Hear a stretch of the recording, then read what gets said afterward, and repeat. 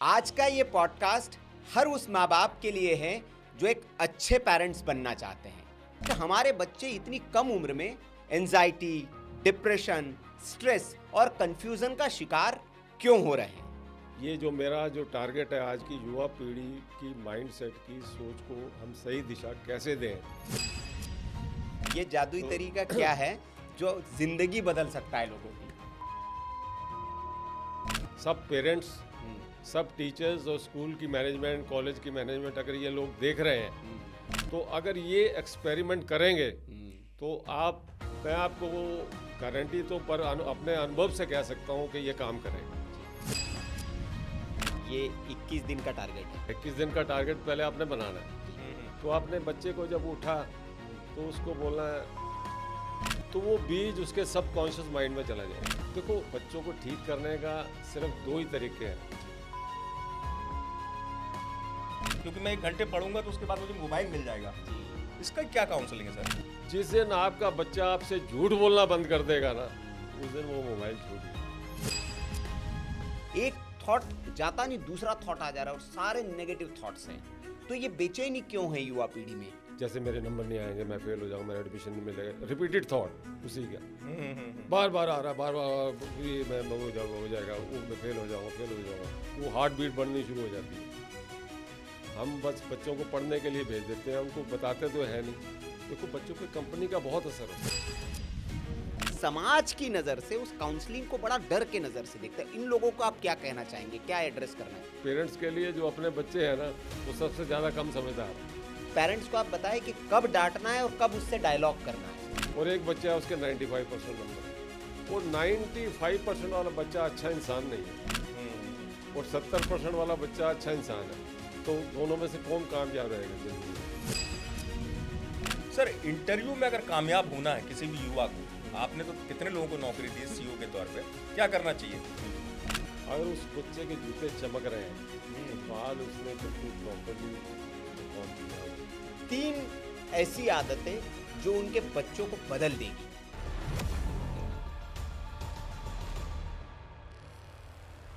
नमस्कार। आज का ये पॉडकास्ट हर उस माँ बाप के लिए है जो एक अच्छे पेरेंट्स बनना चाहते हैं और हर उस संतान के लिए है जो एक अच्छा इंसान बनना चाहती है।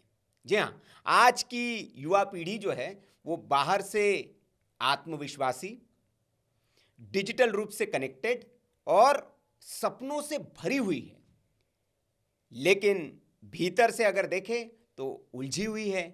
भावनात्मक तौर पर वो थकी हुई नजर आती है और कई बार दिशाविहीन, यानी कि डिस्कनेक्टेड।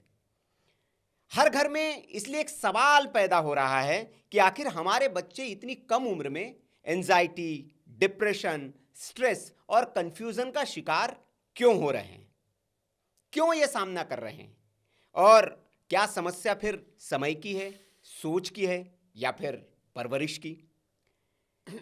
काउंसलिंग इसका इलाज है या फिर मॉरल वैल्यूज इसका बचाव है? और अगर इलाज की जरूरत बढ़ रही है तो क्या हमने बचाव की नींव को कहीं कमजोर कर दिया है? क्या हमने सफलता की दौड़ में चरित्र और संस्कारों की जो शिक्षा है उसको पीछे छोड़ दिया है? इन तमाम सवालों और समाधान पर चर्चा करने के लिए उसी की तलाश में हमारे साथ है आज राकेश सहगल जी। आप मोटिवेशनल स्पीकर हैं और साथ ही साथ certified mental and physical health counsellor भी हैं।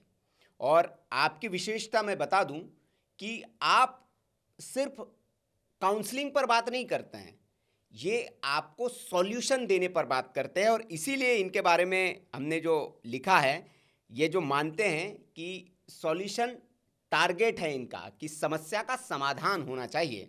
और इसीलिए इनका ये भी मानना है कि अगर दिशा सही हो, स्पष्ट हो, तो उलझन आधी रह जाती है।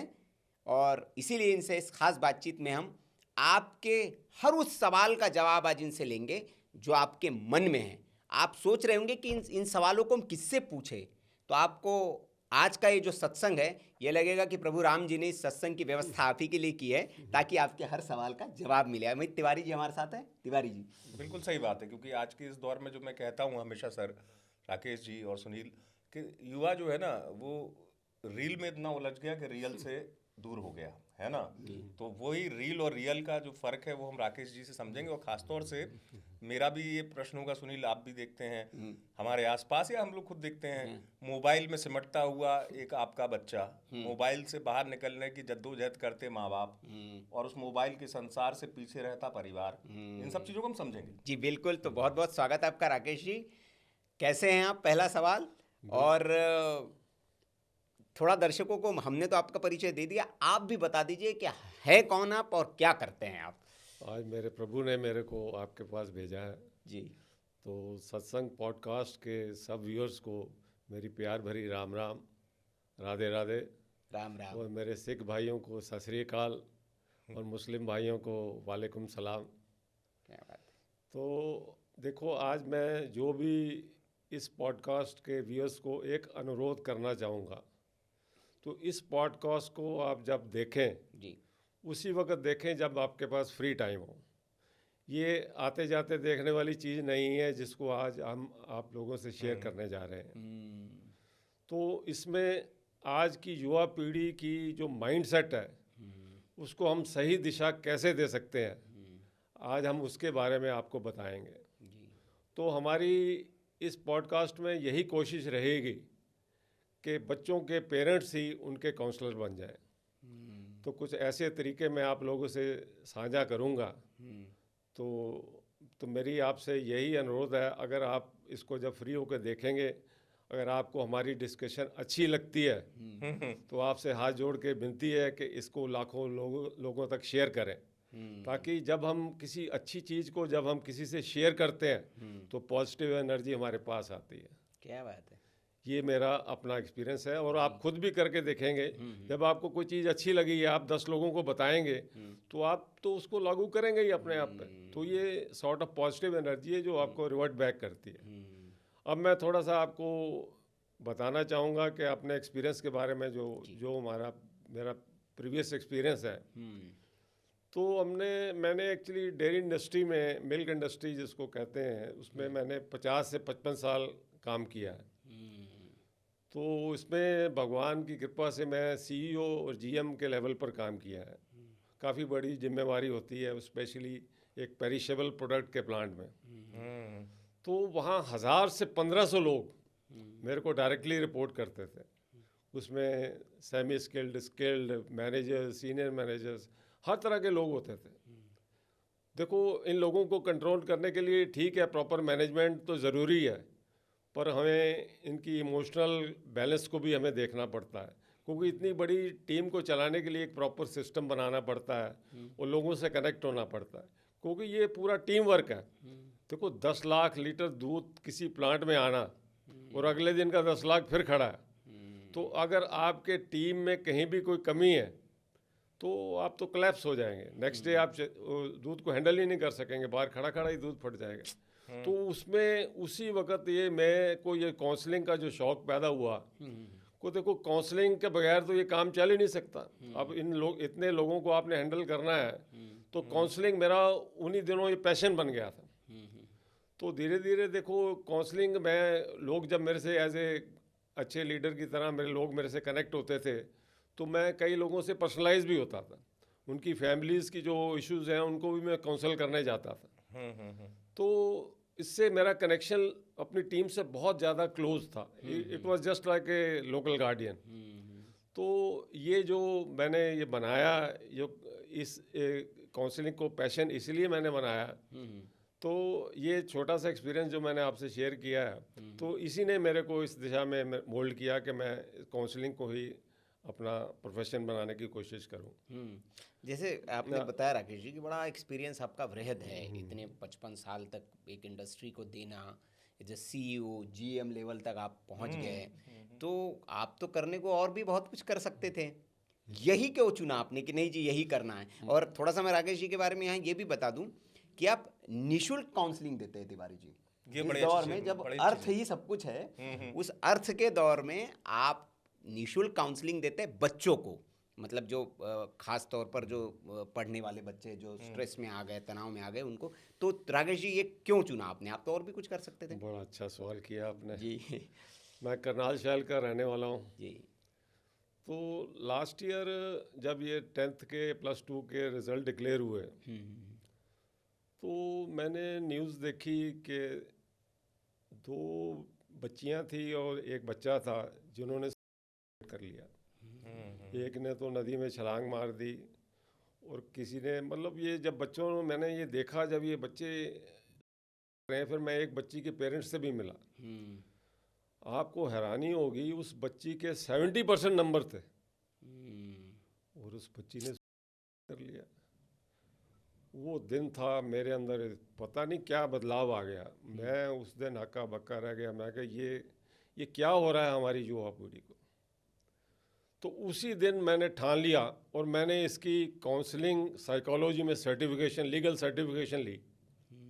और इसमें जब उस प्रभु की कृपा रहती है तो A+ ग्रेड में, एक्सेलेंट ग्रेड में मैं इसको सर्टिफिकेशन इसकी मेरे को मिली और मैंने इस काम को लीगली करना शुरू कर दिया। और ये काम मैंने एक सेवा भावना से शुरू किया, जैसा कि आप पहले ही बता चुके हैं। ये इसमें मैं किसी से कोई चार्ज वगैरह नहीं लेता। स्पेशली ये जो मेरा जो टारगेट है, आज की युवा पीढ़ी की माइंडसेट की सोच को हम सही दिशा कैसे दें, ये मैं उस पे काम कर रहा हूँ। क्या बात है।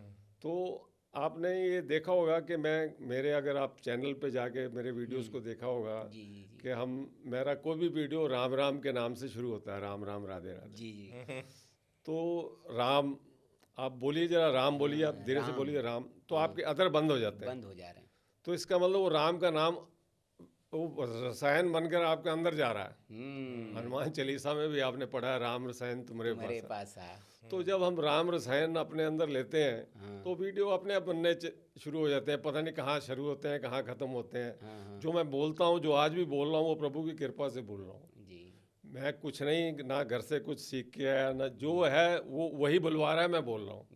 तो उसके बोल अगर आपको कुछ फ़ायदा पहुँचाएंगे तो आज हमारे इस पॉडकास्ट का कोई मतलब निकलेगा। जी नहीं, बिल्कुल ठीक है, सही बात है, क्योंकि बगैर कृपा के तो रसायन संभव ही नहीं है। और राम नाम तो खैर है ही इतना पार के राम रामेति रामे रमे मनोरमे और सहस्त्रनाम ततुल्यम राम राम वरणे। ये कहा गया विष्णु सहस्त्रनाम के बराबर एक बार राम नाम लेना होता है। अब मैं सवाल उस पर आता हूँ, मैं इसको थोड़ा सा आपको बीच में रोकूंगा।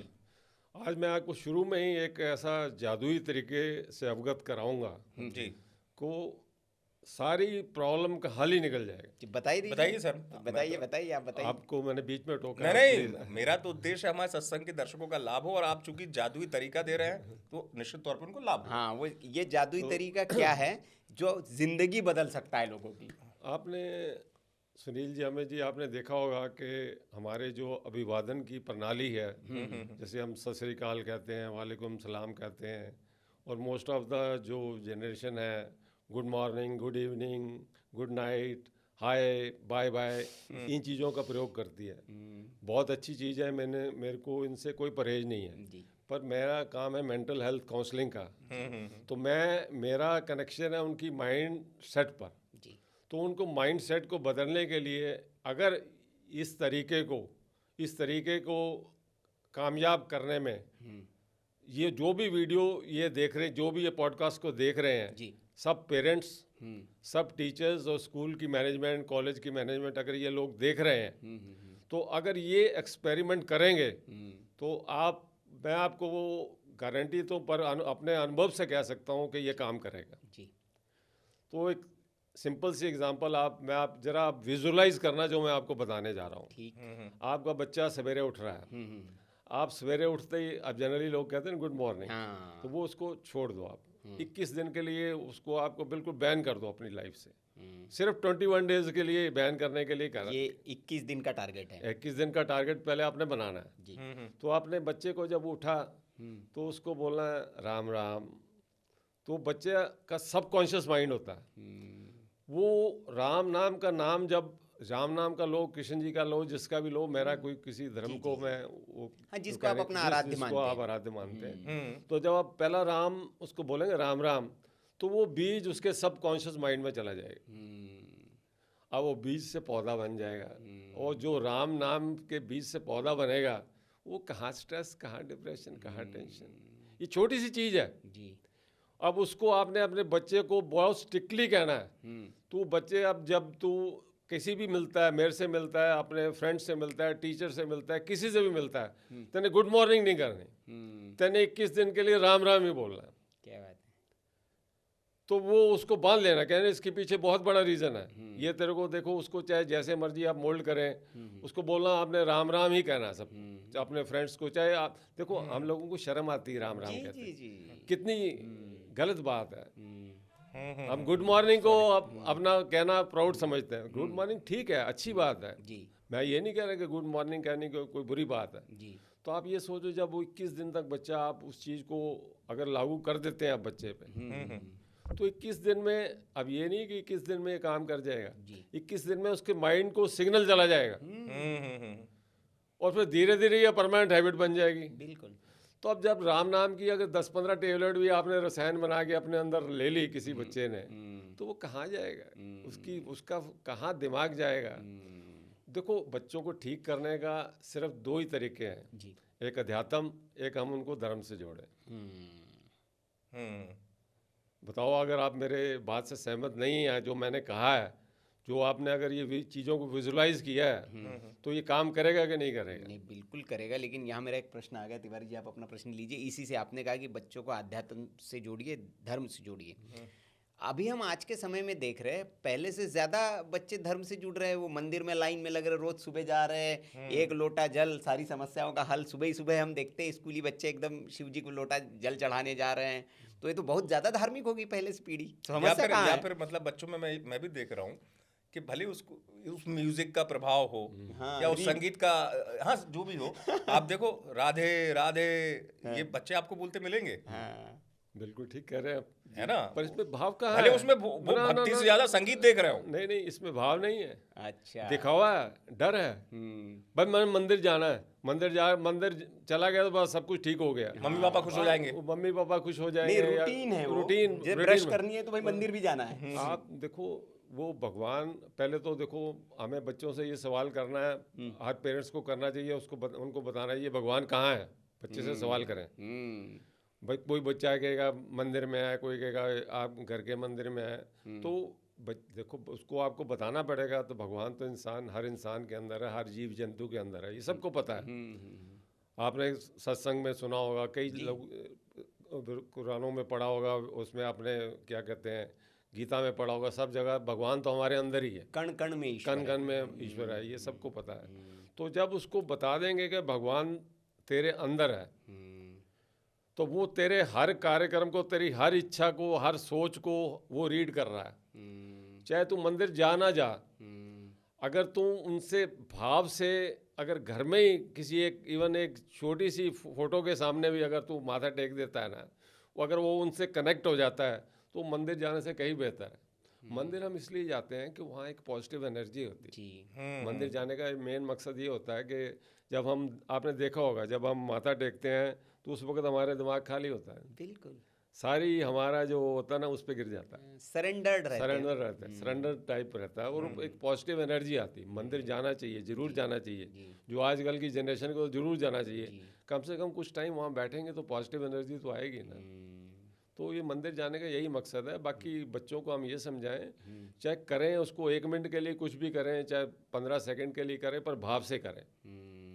वो वहाँ जाना और उसको वो रूटीन उसको रूटीन जॉब की तरह मत लें, रूटीन काम करना, भाई ये ड्यूटी दे रहे हैं। मतलब धार्मिक तिवारी जी पीढ़ी तो हो रही है, लेकिन भाव का अभाव है। भाव का अभाव है। लेकिन सर, उसी से जुड़ा हुआ मेरा एक सवाल है काउंसलिंग के विषय से, कि एक तो काउंसलिंग कराने जाने में 10 बार सोचता है इंसान कि भाई हम इनके पास जाएंगे, काउंसलिंग, आदमी कहेगा इनके बच्चे को क्या हो गया, मेंटली तो नहीं है कुछ, एक ये सामाजिक जिसे कहते हैं ना झिझक। बिल्कुल ठीक है। उदाहरण के तौर पे, और दूसरा बच्चों में एक चीज आ गई है, हर चीज जो मैं देख रहा हूँ आसपास भी, वो शर्तों पे हो गई हैं। एक शर्त शब्द मैं इसलिए कह रहा हूँ सर कि बेटा, और सबसे बड़ी समस्या जो जितने अभिभावक देख रहे होंगे, समझ रहे होंगे मेरी बात को, वो है सुनील मोबाइल बच्चों के अंदर। और ऐसा नहीं है, हर माँ बाप चाहते हैं कि इसका मोबाइल देखने की लत छूट जाए, है ना। अब उसमें दिक्कत ये है सर कि हर चीज़ शर्त मैंने क्यों कहा, आपने भी, आप तो इतने अच्छी काउंसलिंग करते हैं, उनने कहा बेटा 1 घंटे पढ़ोगे तो 2 घंटे मोबाइल देखने मिल जाएगा। तो बेचारा वो पढ़ने क्यों बैठा है, उसको मोबाइल चाहिए, तो क्या विद्या हासिल करेगा। वो तो हो सकता है औपचारिकता कर रहा हूँ ना पढ़ने की, क्योंकि मैं 1 घंटे पढ़ूंगा तो उसके बाद मुझे मोबाइल मिल जाएगा। इसका क्या काउंसलिंग है सर? अब आपकी बोली में ही मैं इसका जवाब दूंगा। देखो पहले तो हम लोगों को समझाते हैं काउंसलिंग है क्या। बड़े 2 सिंपल, कोई इसमें कोई मेडिसिन नहीं है, कोई जजमेंट नहीं है, कोई डॉक्टरी नहीं है, कोई कुछ नहीं है। काउंसलिंग है क्या, ये समझ लिया जाए। समझने और समझाने को काउंसलिंग करते हैं। जी। कितने 2 सिंपल वर्ड में ये सारी चीज़ आ गई। जी अब मैं बच्चों की लैंग्वेज में समझाता हूँ इसको। जी।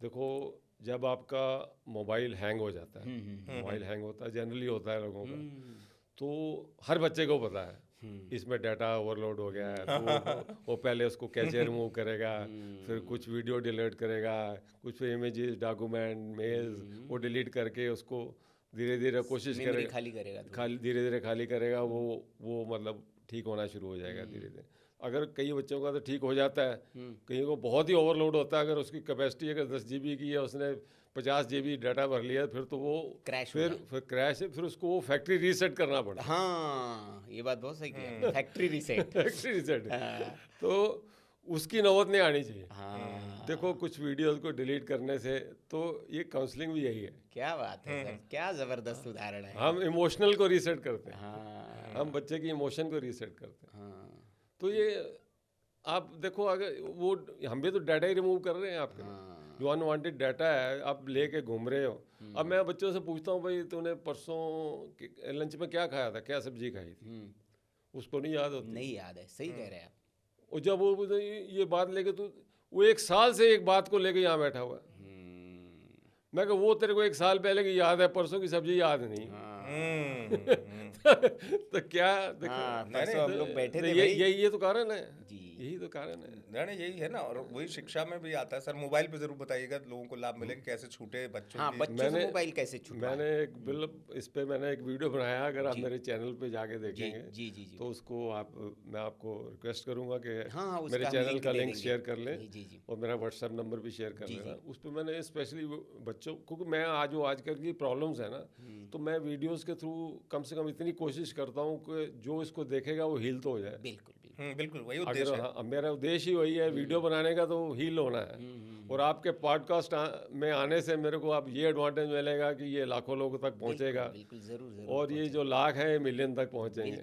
बिल्कुल सर। तो देखो वो प्रॉब्लम सबसे बड़ी क्या है कि ये जो सा मोबाइल का है ना, ये मोबाइल को हमने मतलब एक डर की तरह बना दी, क्योंकि मोबाइल में अच्छी चीज़ें भी हैं, गंदी चीज़ें भी हैं।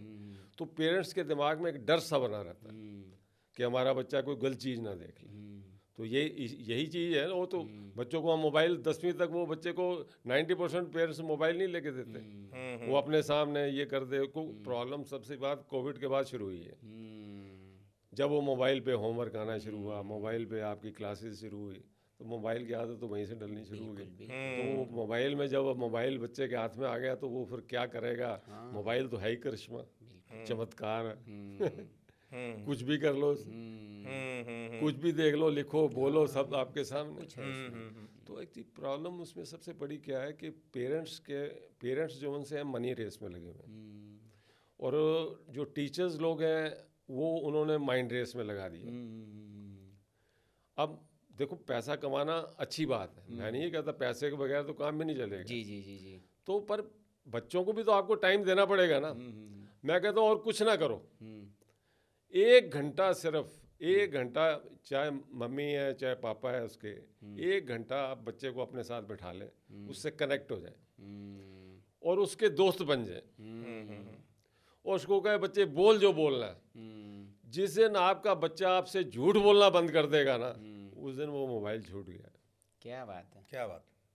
आपने बच्चे को उस पोजीशन पे लाना है। वो तभी लाएंगे आप उससे कैसे फ्रेंडशिप करते हैं, कैसे उससे बिहेव करते हैं। सिर्फ आधा घंटा तो आपको स्पेयर करना पड़ेगा ना। वो छोटी छोटी चीजें हो सकती है मेरे हिसाब से। बच्चे को टहलाने भी खुद ले गए, आसपास के शॉप ले गए, मार्केट ले गए, है ना। नहीं ये एकदम सही कहा आपने, क्योंकि देखिए बच्चे को दोस्त चाहिए तो मोबाइल में अपना दोस्त ढूंढ रहा है। नहीं, लेकिन उसमें गेम भी तो है सुनील। हाँ, वो तो दोस्त नहीं वही नहीं, हो गया। लेकिन उसका मनोरंजन की वस्तु भी तो मोबाइल है सर। हाँ, क्योंकि जो सर कह रहे थे, मैं भी सहमत हूं इस बात से कि वही बच्चा सामाजिक विज्ञान के एक प्रश्न का उत्तर भले ना दे पाए, लेकिन मोबाइल में क्या खराबी है, मोबाइल को कैसे झट करना है, दिमाग तो वही है ना जो सामाजिक विज्ञान के प्रश्न का उत्तर नहीं दे रहा है, लेकिन मोबाइल से जुड़े हुए तमाम प्रश्न का हल है उसके कौन पास। सी ऐप कहाँ है, कौन सी ऐप कहाँ है, क्या कहाँ करती है, ये मैं ठीक करता हूँ। हाँ, आज ने देखा होगा ना, पेरेंट्स तो शायद फोन नहीं चला सकते, वो अपने बच्चों को देते हैं, बेटा ये ठीक कर दे। हाँ, ये सर इसको बहुत कॉमन है। ये कर दे।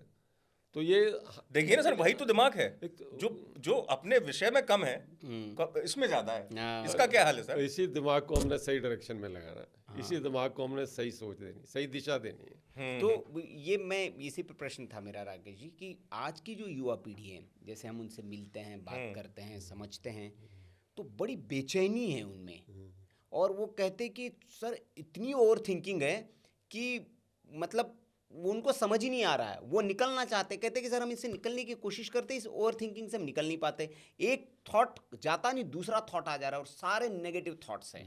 तो ये बेचैनी क्यों है युवा पीढ़ी में? ये भीतर की बात है या फिर बाहर, क्या है इसका रीज़न?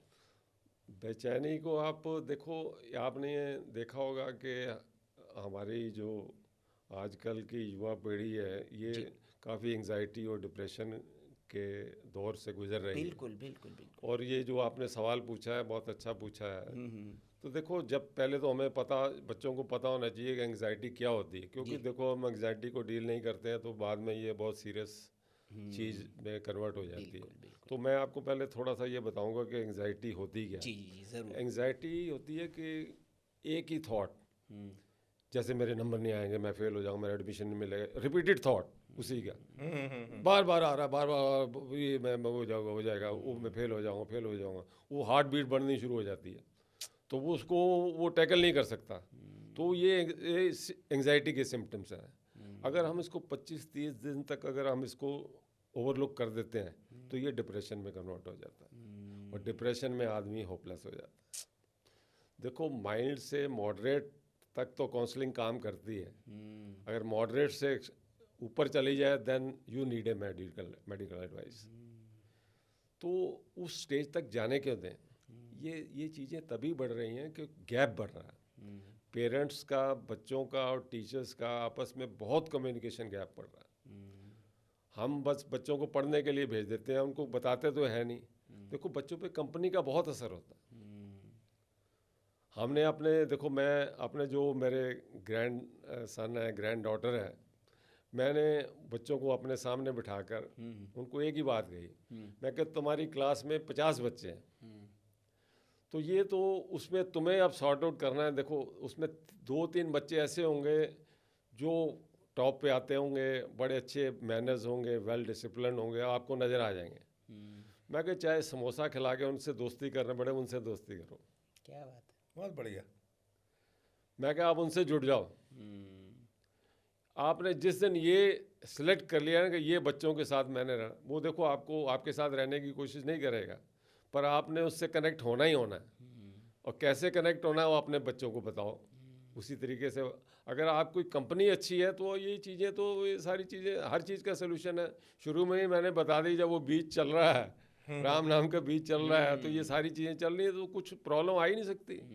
प्रॉब्लम तो हमारी सेल्फ क्रिएटेड है जी। सत्संगति बहुत जरूरी है। सत्संगति बहुत जरूरी है। नहीं होता उसका सर, जैसे सफल आदमी के पास आप बैठोगे तो आप क्या लोगे ये आप पे निर्भर करता है, लेकिन हाँ कुछ ना कुछ आपके अंदर पॉजिटिविटी आएगी, क्योंकि सक्सेस आदमी की एक एनर्जी होती है, बिल्कुल सही, उसके सोचने का ढंग होता सोचने है, का ढंग होता है। उसका वे होता है, तो आपको भी लगेगा इतना तो नहीं, हाँ थोड़ा बहुत तो मैं भी कर सकता हूँ, ये यही बच्चों में होना चाहिए। नहीं, उसमें ये भी होता है ना तिवारी जी, जैसे हमने भी सुना है, हमारे बुजुर्ग लोग कहते थे, और जो कहावतें बनी है बड़ी उस पे बनी है, कहते हैं कि खरबूजे को देख के खरबूजा रंग बदल लेता है। तो भाई अगर हाँ, ये पके खरबूजों के बीच में कच्चा डाल दीजिए आप, तो उसको कुछ करना नहीं है, वो स्वयं पक जाएगा। हाँ, आम वो का भी असर- यही है, आम कच्चे आमों के भी, पके आमों के बीच एक कच्चा आम डाल दीजिए आप, वो पक जाएगा। बिल्कुल तो सही। ये कहते हैं कि आपकी संगति कैसे है, आपकी सराउंडिंग कैसी है, बहुत इंपॉर्टेंट है। बहुत अच्छा प्रश्न आपने कहा।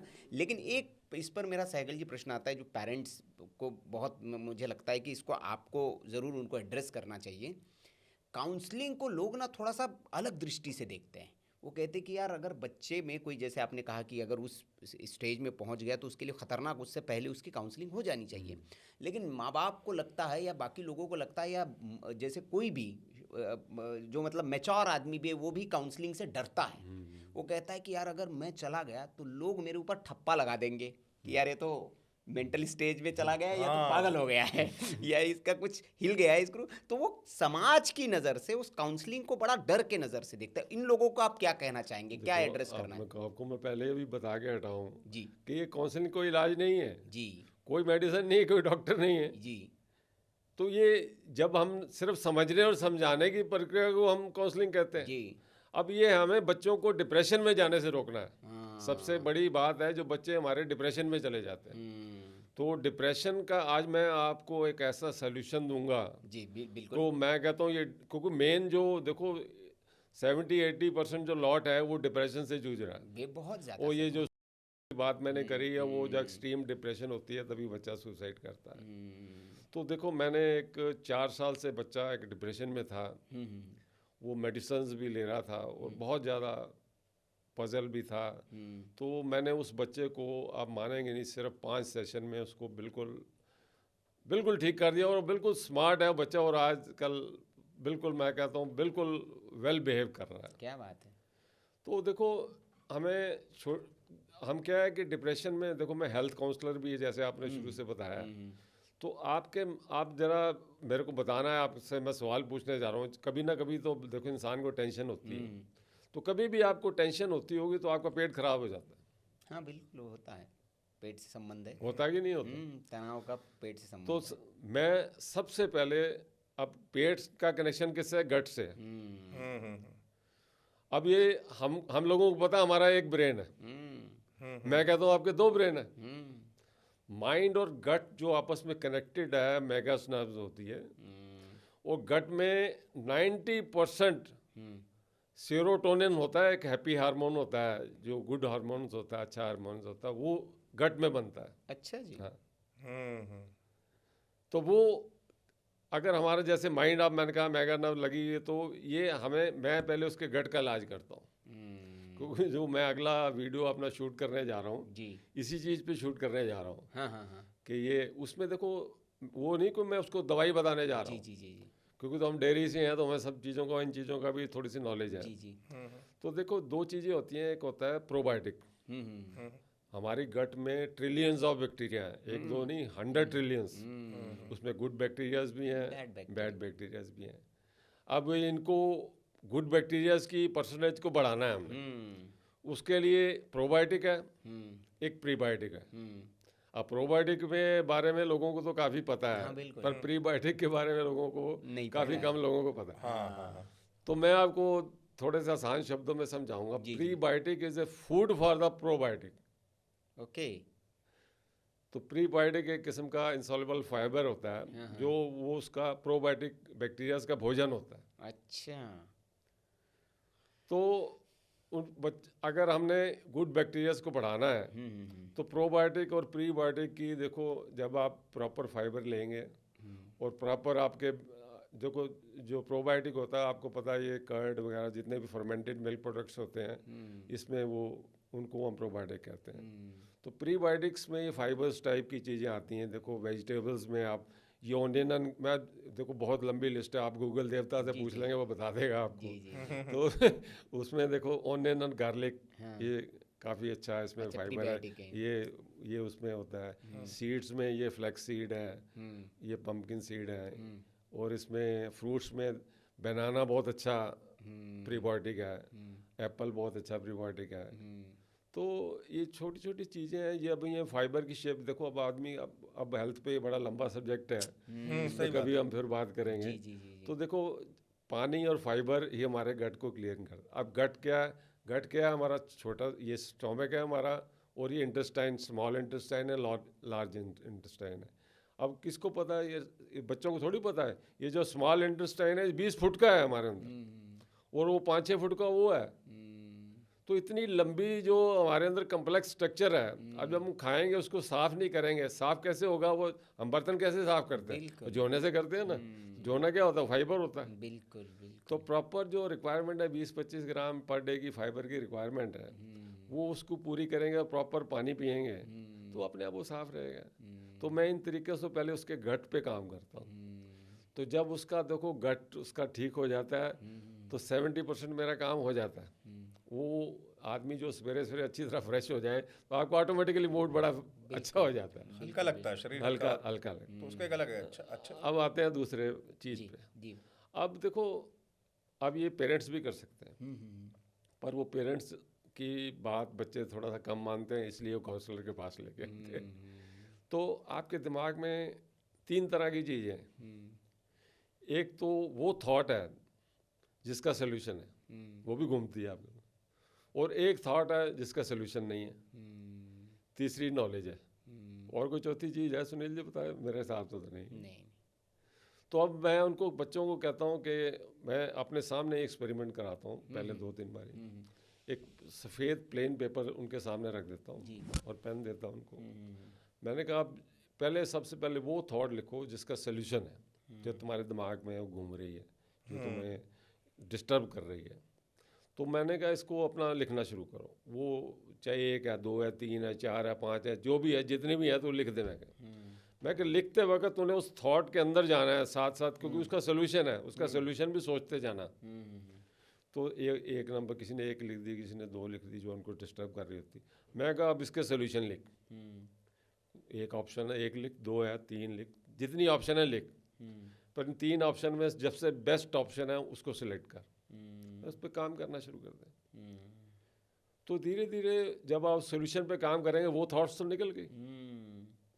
अब ये पता है इसका कोई हल नहीं, उसने मेरे को ये कहा, इसका तो कोई हल नहीं, और उसको लेके दिमाग में घूम रहे। तो उसका फिर वो दूसरी थॉट पे दूसरा पेज देता हूँ उसको। अब मैं क्या, इस थॉट को लिखते वक्त तूने उस थॉट को इमेजिन करना है, विजुलाइज करना है, और अपनी 5 सेंसेस लिखते वक्त उस पर लगा देनी है। बस उसको चाहे उसको तूने गाली देनी, जो देना है लिख दे उस पर कि ये इसने मेरे साथ ये कहा वैसे करा, ये मतलब जो चीज़ उसको बाहर निकाल के उसको पेपर पे लिया। 1 है, 2 है, 3 है, इसमें भी मैं जितनी लिखना लिख ले। कोई 1 लिखता है, कोई 2 लिखता है, कोई 3 लिखता है, मोस्टली 1 वाले ही होते हैं।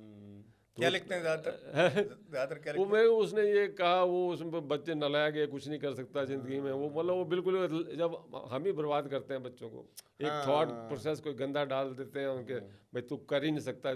देखो पेरेंट्स ही अपने बच्चों को, पेरेंट्स के लिए जो अपने बच्चे हैं ना वो सबसे ज़्यादा कम समझदार है। मोस्ट ऑफ द पेरेंट्स का अच्छा है। तो वो जब उन पर कॉन्फिडेंस नहीं है, क्योंकि उनके पास टाइम नहीं है, उनको समझने का टाइम नहीं है, तो ये प्रॉब्लम आती है इसलिए। तो वो थॉट जब वो उस पर लिखता है, 1 लिख लिया, 2 लिख लिया, अब मैंने कहा ये तूने लिख लिया, अब से सोच मेरे दिमाग से निकल के इस पेपर पर आ गई। अब उस पेपर को मैं कैसे पकड़ ले, तो मैंने एक लाइटर रखा हुआ है, कैंडल रखी है, मैं लाइटर लेता हूँ, मैं कहा अब तो इसको ये इसके कोने से जलाना शुरू कर दे। मैं जलाते जलाते उस थॉट को पढ़ते रहना, तो वो धीरे धीरे वो थॉट जल जाती है, तो उसको इकट्ठा करके मैं उसको फ्लैश आउट करवा देता हूँ उसके सामने। मैं कहा इसको स्टार्टिंग में तो तूने 4 बारी महीने में करना है, फिर मंथली, वैसे रिक्वायरमेंट नहीं पड़ेगी, फिर मंथ में 1 बारी कर ले। तो उस थॉट जो आपको बार बार पेपर पे निकालेंगे, उसको अपनी आंखों के सामने जलाएंगे, अपने आप निकल जाएगी वो मैनिफेस्टेशन जो हुई है वो बाहर आ जाएगी। क्या बात है। तो ये पेरेंट्स नहीं कर सकते, बच्चे खुद भी कर सकते हैं जो ठीक होना चाहते हैं। तो बच्चे तो वही ठीक होंगे जो ठीक होना चाहते हैं। अब जो एक्सट्रीम डिप्रेशन के बच्चे होते हैं ना, वो जब मेरे पास कोई पेरेंट लेके आता है वो बोलते ही नहीं कुछ, रोने लग पड़ते हैं, बोलते वो दैट इज़ होपलेस कंडीशन, वो उनको मेडिकल एडवाइस की ज़रूरत होती है। ये देखो, ये मेडिकल एडवाइस जहाँ ज़रूरी है तो मेडिकल, वो साइकेट्रिक के पास जाना है तो जाना ही है। तो उसको आप, मैं क्या, इसको साइकेट्रिक से दवाई दिला के इसको माइल्ड या मॉडरेट वाली पोजीशन पे ले आओ, फिर वो काउंसलिंग से उस दवाई का असर मैं डबल कर दूंगा। वो मेरा काम है। वो मेरे को पता लग जाएगा कि मॉडरेट पोजीशन पे आ चुका है या माइल्ड पे आ चुका है, तो मैं उसको फिर काउंसलिंग काम करेगी। काउंसलिंग वो फाइनल स्टेज पे काम नहीं करती। जी। तो ये देखो, ये छोटी छोटी चीज़ें हैं। अगर देखो कंसेप्ट है, अगर फिर भी देखो किसी के दिमाग में कोई भी जो व्यूवर्स, आपके पॉडकास्ट का व्यूवर कोई भी देख रहा है, कोई भी सवाल उसके दिमाग में आता है, अब देखो सारे सवालों को तो हम ले नहीं सकते इस प्लेटफॉर्म पे, तो आप लिखो ना, कमेंट में लिखो, हाँ, अगले में आपको कोशिश करेंगे। इमीडिएटली जवाब मिलेगा। अच्छा, आप जवाब दे ही देंगे? मैं जवाब दूंगा। क्या बात है, ये तो बड़ी अच्छी बात मैं है। जवाब दूंगा। देखो, उन्होंने पहले कहा कि वो खुद जवाब देंगे और व्हाट्सएप नंबर उनका हम देंगे, और बिल्कुल अच्छी आपने बताई ये सर। बहुत अच्छा किया लेकिन आपने सहगल साहब। लीजिए, दर्शकों का तो ये हो गया कि आप ये देख रहे हैं और आपको लग रहा है कि आपके साथ कोई समस्या आ रही है, लिखिए आप कमेंट बॉक्स में, और राकेश जी चूंकि वो तो कर ही जन कल्याण के लिए कर रहे हैं, तो वो देंगे आपके हाँ नहीं, सवाल और का देखिए क्या है कि आप लोगों को देखिए बहुत अच्छा उन्होंने उदाहरण दिया एक। आप एक तो पहली बात मैं आपसे कहूँगा कि बहुत अच्छा उपहार है आपके लिए, उपहार शब्द मैं कह रहा हूँ, क्योंकि बच्चे का जीवन अच्छा हो जाए उससे बड़ा उपहार किसी माता पिता के लिए कुछ होता नहीं है। वो किसी सोने चांदी से बहुत ज़्यादा कीमती होता है बच्चे का भविष्य। तो आप एक तो सवाल पूछ सकते हैं, और मैं इस बात से एग्री हूँ सर, हर बच्चे की अलग अलग समस्या होगी, तो जो भी माता पिता आपके बच्चे की पर्टिकुलर ये समस्या है वो आप जरूर भेजें कमेंट में। मैं ऑनलाइन काउंसलिंग भी करता हूँ। जी, क्या कई बात बच्चे जुड़े हुए हैं, कि कलकत्ता से जुड़ा है, कहीं से जुड़ा हुआ है, ऑनलाइन काउंसलिंग भी करता हूँ। ऑनलाइन से भी बच्चे ठीक होते हैं। को उनको दिशा ही देनी है आपने जी, सही बात। उनकी सोच इधर गई है, उनको सही दिशा में डालना है। दिशा मिल जाएगी तो दिशा बदल जाएगी। आप मेरे को, बल्कि मैं आपको कहूँगा, अगर आप कर सकते हैं तो मेरे को एज ए कोलैबोरेटर उसमें ऐड कर लें आप। हाँ, जरूर जरूर। तो उसमें क्या है कि मैं चाहता हूँ कि ये जो आप सत्संग ये जो कर रहे हैं, ये करोड़ों लोगों तक पहुँचे। जी जी जी, जरूर। तो मेरी देखो, जितना मैं कंट्रीब्यूट कर सकता हूँ, जब आप एज ए कोलैबोरेटर ऐड करेंगे, तो मैं इसको जितना पुश कर सकता हूँ उतना कर सकूँ। बिल्कुल बिल्कुल बिल्कुल नहीं, बिल्कुल हमारा भी उद्देश्य वही है सुनील। उद्देश्य के देखिए, सत्संग का उद्देश्य वो है कि हमारे आम लोग, हमारे दर्शक, उनको लाभ मिले। इसलिए सत्संग में आप देखिए ज्योतिष, अध्यात्म, जीवन दर्शन, सब कुछ है सत्संग में। हाँ, हमारा ये मानना है कि बिनु सत्संग विवेक न होई। अगर विवेक तभी होगा जब ये सत्संग सार्थक होगा। बिल्कुल। आपने चूंकि विवेक का जिक्र कर दिया, अच्छा आपने शब्द कहा। सर आपने अभी जो बताया, पहले तो दर्शकों को बता दूं, उसको एक बार फिर से आप नोट करिएगा, पॉडकास्ट में आपने देखा होगा, बच्चे के मन का विकार निकलना जरूरी। विकार शब्द मैंने इसलिए कहा, जो कागज वाली एक्सरसाइज बताई ना राकेश जी ने, वो जरूर कराइएगा बच्चे से अपने घर पे, कि उसके मन में क्या नेगेटिव है। सर ये तो मन का विकार निकल गया, लेकिन सर उसके लिए जरूरी है कि मन मजबूत हो। बहुत से बच्चों को मैंने देखा, बेचारे भले मोबाइल प्रेमी ना भी हों, लेकिन बड़े भावुक किस्म के हो जाते हैं। वो पता नहीं क्या कारण है सर। और जब मन मजबूत नहीं होता ना बच्चे का, सर छोटी छोटी सी बात पे आंसू आते हैं बच्चे के। ये अलग एक समस्या है। और आपके पास में ऐसे ये अच्छा, भले वो बच्चा, भले बेचारा अपना सीधा साधा है, उसको नहीं है मोबाइल से मतलब, लेकिन सर ये है। आपने मेरी बात पे गौर नहीं किया, जो मैंने बीज डाला है। मैं कहता हूँ राम नाम से इतनी मजबूती आएगी। आप ले तो सही, भगवान का नाम तो ले, चाहे राधे राधे बोलो, चाहे कुछ भी बोलो, कुछ भी बोलो, जो आप 21 दिन वाला बता रहे थे। हाँ, कुछ भी बोलो। आप जो बच्चा कमजोर है, जो ऐसे रो पड़ता है, उसको बोलो जब भी तेरे को कोई प्रॉब्लम है तो नाम ले। आप देखो प्रेमानंद जी क्या बता रहे हैं लोगों को, नाम जप, जाते हैं वृंदावन, नाम जप करना। नाम जप से मैंने प्रैक्टिकली देखा ही शक्ति आती है कि तो हमारे दिमाग जो इधर उधर घूमता है, एक सेंटर में आ जाता है। सर मैंने भी देखा है। सर ये जो चीज़ हम कर रहे हैं, तो हमें पता है कि ये होना है, तो सिखाना तो आपने है ना। अब आपके बच्चे के घर पे आके मैं कैसे सिखाऊं? संस्कार तो आपने देने हैं। आपके पास संस्कार देने का टाइम ही नहीं है, फिर अब काउंसलर ही है, फिर तो डिप्रेशन साइकेट्रिस्ट ही है। तो नाम जाप का तो असर सर आप बता रहे होता है, मैंने भी महसूस किया बच्चों में। मैं तो स्वयं अपने देखने वाला हूँ, क्योंकि मेरा भी मानना है आत्मबल जैसे बढ़ जाएगा ना बच्चे का। जैसे सर छोटी छोटी एक्सरसाइज है जो हम लोगों को बताई गई थी।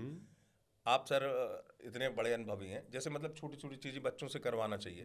जैसे आप, बच्चा छोटा भी है ना, आप, अब दर्शक भी इस बात से मानेंगे, आप शॉप पे जाते हैं, बेचारा वो सहमा हुआ रहता है, सब्जी की दुकान बता रहा हूँ, उसको बचपन से सिखाना चाहिए, बेटा तुम बात करो सब्जी कितने की है। उससे पहली चीज तो वो टॉकेटिव होगा। बिल्कुल। दूसरी चीज उसके अंदर ये आएगी कि मेरे अंदर कॉन्फिडेंस है, मैं बात कर सकता हूँ बाजार में। बिल्कुल बिल्कुल, ये बेसिक एक्सरसाइज है सर कि नहीं? बिल्कुल सही कह रहे हैं। तो ये हर माँ बाप को करना चाहिए एकदम। ये बहुत अच्छी बात कही आपने हरी जी, कि बच्चे को आगे करें। आप पूछो बेटा कितने का, हाँ, वो पीछे रहेगा तो उसको लगेगा कि मैं पीछे हूँ। नहीं वो टॉकेटिव भी नहीं बनेगा। और अगर उस उम्र से बच्चे के अंदर वो आ जाएगी कि I can bargain, I can speak.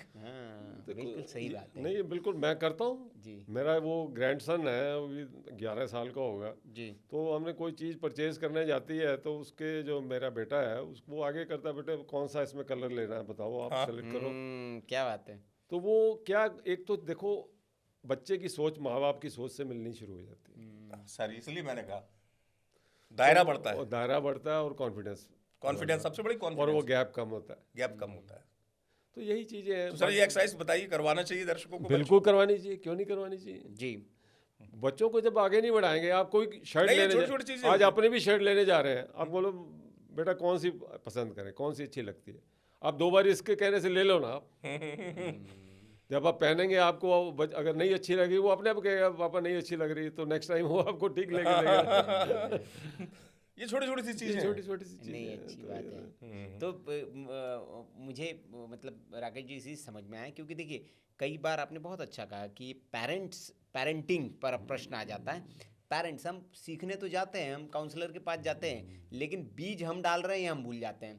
Parents को ये मतलब कब समझ में आ जाना चाहिए कि भैया बच्चे को, जैसे देखिए डांटना भी बहुत ज़रूरी है, क्योंकि कहते हैं कि वो तो है। आप बच्चे को डांटेंगे नहीं तो वो हो जाएगा, तो डांटना भी ज़रूरी। तो ये कब पेरेंट्स को आप बताएं कि कब डांटना है और कब उससे डायलॉग करना है। सर डांटना जरूरी है, जी। पर हम क्या कर रहे हैं, बच्चों को प्रेशराइज कर रहे हैं। हाँ 90%, 95%, आजकल ये नया ट्रेंड चल पड़ा है। हाँ 90%, 90 अब नहीं मिलेगा एडमिशन, नहीं होगा तेरा, ये नहीं होगा, वो नहीं होगा। तो ये चीज़ें ये प्रेशराइज कर दिया है। जी। आपने देखा होगा ये इतना ज़्यादा ये 90% का ट्रेंड चल चुका है। मैं जो आपको स्टार्टिंग में बताया, जी, जी, 70% वाले बच्चे ने, हमारे टाइम पे 60% फर्स्ट डिवीज़न होती थी। आजकल ये जो नया ट्रेंड चला है, इसके पीछे बहुत बड़ी बातें हैं जो हम इस मंच पे डिस्कस नहीं कर सकते। जी। ऐसे कभी हो सकता है 99.5% नंबर आ जाए आप 99.9। 9 तो कभी हो सकता है। तो ये देखो, ये चीज़ें हम यहाँ पे डिस्कस करना नहीं चाहते, पर ये देखो, ये हम क्या प्रेशराइज नहीं करना बच्चे। आप डांटो पर प्रेशराइज ना करो, बिल्कुल। उसको इजी वे में लो ना, उससे कनेक्ट हो भाई। जब आप उसके दोस्त बनेंगे तो उससे बात करें। और वो एक बच्चा है ऑलरेडी 90% नंबर ले रहा है, हम उसको भी प्रेशराइज कर रहे हैं। अगर एक बार उसके 75 आए, आप मेरे को एक चीज़ का जवाब देना। एक बच्चा है, वो उसके 80% नंबर है या 70% नंबर है, और एक बच्चा है उसके 95% नंबर है, और 95% वाला बच्चा अच्छा इंसान नहीं है, और 70% वाला बच्चा अच्छा इंसान है, तो दोनों में से कौन कामयाब रहेगा ज़िंदगी में? अब आपके शहर का डीसी है, अगर वो टॉप पे बैठा हुआ है, अगर वो अच्छा इंसान नहीं है तो आपके लिए बेकार है। तो हमें बच्चों को अच्छा इंसान बनाना है, अच्छे संस्कार देने हैं, उसी के बारे में हम बात कर रहे हैं।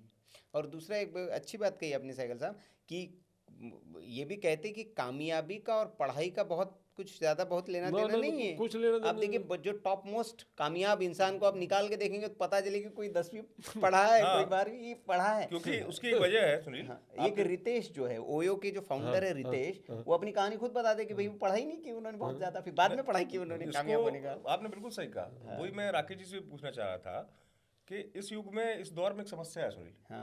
हम चाहते हैं हमारा बच्चा शिक्षित तो रहे, हम ये नहीं चाहते कि वो दीक्षित रहे। दीक्षित का अर्थ गुरु मंत्र नहीं है, दीक्षित का मत है अपने काम में दक्ष होना। लोग प्रतिशत में उलझ गए, प्रतिशत से ज्यादा उलझने से ज्यादा सुलझना जरूर कि मेरे बच्चे का हुनर कितना बड़ा है ना। हुनर के कभी भी प्रतिशत नहीं होते, हुनर तो एक आपके अंदर ऊंचाई देता है आसमान जैसी।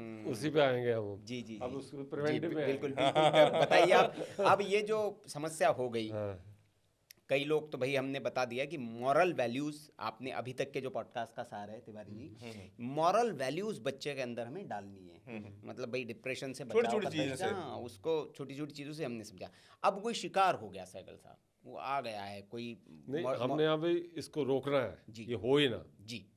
ये डिप्रेशन पहले तो वो बीज वाला मैंने बता दिया। जी। अब ये बच्चों में हमने क्या क्या चीज़ें डालनी है ताकि वो जिंदगी में वो मतलब उसको आपको कोई प्रेशराइज करने की जरूरत ही ना पड़े। जी जी बताइए। अब देखो, अगर हम कुछ करेंगे तो कुछ पाएंगे ना, बगैर किए तो होगा नहीं। जी। उसमें अगर देखो आप इसमें तो मैं आप थोड़ा सा आपको शॉर्ट में बताऊंगा। अगर किसी ने डिटेल में देखना है तो मेरे चैनल पर जाकर देख सकता है, हाउ टू कंकर योरसेल्फ। तो उसमें मैंने कुछ 5 चेंजेस के बारे में बताया। अगर वो 5 चेंजेस आप अपने अंदर डेवलप कर लेते हैं तो आपको कामयाब होने से कोई नहीं रोक सकता जी। तो वो सिर्फ माइंडसेट है जी। वो कैसे उसको देखो, वो संत महात्मा है जो आपको सत्संग में बताते हैं, वो अपनी लैंग्वेज में बताते हैं। तो मैंने ये मेरे अपने एक्सपीरियंस से इकट्ठी करी हुई ये चीज़ जो 5 चीज़ें हैं जो उनको 5 मोतियों में मैंने पिरोया है। जी। अगर ये 5 चीज़ें अगर आप अपनी डायरी पे नोट करके अपने यहाँ बांध लेते हैं तो ज़िंदगी में आपको कामयाब होने से कोई रोक नहीं सकता। क्या बात है, बताइए सर वो 5 ये जो मैं आपसे शेयर करने जा रहा हूँ, जी। अगर आप इस पे काम करना शुरू कर दें, अगर में हमारे पेरेंट्स शुरू से इस पे काम करें, जब से बच्चा पैदा होता है जब बढ़ता है, अगर इस पे काम करना शुरू कर दें तो आने वाली जनरेशन को हम बिल्कुल ठीक कर सकते हैं। क्या बात है, ये थोड़ी आने वाली जनरेशन का बुरा हाल है, बुरा ये कहने से काम नहीं चलेगा, काम भी तो करना पड़ेगा। बिल्कुल बिल्कुल। तो उसमें देखो मैंने बताया 5 चेंजेस अपने अंदर, जो 5 हैबिट्स हैं जो हमारे प्रभु को पसंद है। अगर हम प्रभु की पसंद होने वाली चीज़ों को करेंगे, जो प्रभु अगर हमारा खुश हो गया तो फिर कहाँ हमारी रुकावट है ही नहीं। नहीं, बिल्कुल सही। तो सबसे पहले उसमें आता है जब हम बात करते हैं टैलेंट की, जो अभी आप बात कर रहे थे हुनर की। अब इसको मैं ज़्यादा डिटेल में नहीं बताऊंगा। हाँ सर, संक्षिप्त 5 संक्षिप्त में ऐसे है कि देखो आपने हर बच्चे के अंदर कोई ना कोई टैलेंट है, कोई हुनर होता है, तो उसको आपने बच्चे को यही बताना है कि इसको आपने लर्निंग को एंडलेस प्रोसेस बनाना है। मैं आज भी सीख रहा हूँ, आप मेरे से सीख रहे हैं, मैं आपसे सीख रहा हूँ। आप जो मेरे सवाल पूछ रहे हैं जवाब अपने आप ही आ रहे हैं, जो अपने आप दे रहे हैं। तो ये सीखने का प्रोसेस को जिसने एंडलेस बना लिया, जब प्रभु देखता है ना कि ये बच्चा तो यार इसमें सीखने की वो हर प्लेटफॉर्म पे जा रहा है, कभी कहीं जा रहा है कहीं, तो वो आपकी मदद करनी शुरू कर देता है, तो प्रभु का साथ आपको मिलना शुरू हो जाता है। तो आप जब आपने टैलेंट को आपने एक कोशिश करनी है कि मैं 10 रेटिंग पे नहीं कर रहा, इसको धीरे धीरे इतना डेवलप करो कि 9 रेटिंग पे आ जाओ। अच्छा, तो 100% डिसिप्लिन टैलेंट क्या होता है वो देखो मैं यहाँ नहीं बता सकता कि वो काफ़ी लंबा चौड़ा सब्जेक्ट है। तो ये टैलेंट का आप एंडलेस लर्निंग को एंडलेस प्रोसेस आपने बनाना, सीखते रहना। हाँ, दूसरा जो सबसे इम्पोर्टेंट है वो है डिसिप्लिन। अब डिसिप्लिन में टाइमिंग बड़ा इम्पोर्टेंट है। अब सुनील जी 10 बजे आपकी ट्रेन है, अब 10:05 पे पहुंचते हैं तो कितना लेट है? कितना लेट है? 5 मिनट। 5 मिनट नहीं, 24 घंटे। हाँ, क्योंकि ट्रेन ही चली गई अब। 24 घंटे लेट है। हाँ, तो ये तो रोज माँ बाप भी देखते हैं, जब बच्चों की बस नहीं आती सवेरे, भागम भाग 7 बजे आती है, और 7:10 पे अगर वो पहुंच गई और 7:10 पे आप पहुंचते हैं तो बस तो चली जाती है। चली गई। फिर पेरेंट्स की क्लास लगती कि नहीं लगती? बिल्कुल। अगले दिन नहीं है कि वो कभी बस पे छोड़ने जा रहा है, ट्रक उस पर कार पे छोड़ने जा रहा है, स्कूटर पे छोड़ने, कोई एक्टिवा पे छोड़ने जा रहा है, फिर अगले दिन उसको 6 बजे जगा देंगे। तो ये डिसिप्लिन में टाइमिंग बहुत इंपॉर्टेंट है, कब उठना है कब बैठना है, ये बच्चों को आप सिखाएं। कुछ जब वो देखो अक्षय कुमार का एक वीडियो देख रहा था मैं जी, उसने कहता मैं इतना बड़ा हो गया, आज मेरी इतनी उम्र हो गई है, मैंने आज तक कोई ऐसा दिन नहीं है जब मैंने सूरज को ना जगाया हो। बहुत बढ़िया। इतना ऐसे कर लो, इतना ही, मैं ये 4 बजे उठने के लिए नहीं कह रहा, बिल्कुल। सूरज उठने से पहले तो आप जाग जाओ, इतना तो आप बच्चों को डेवलप कर ही सकते हैं। ये ओवरनाइट नहीं आएगा। आप सोचो मैं कल से 5 बजे उठ जाऊंगा, वो नहीं होगा।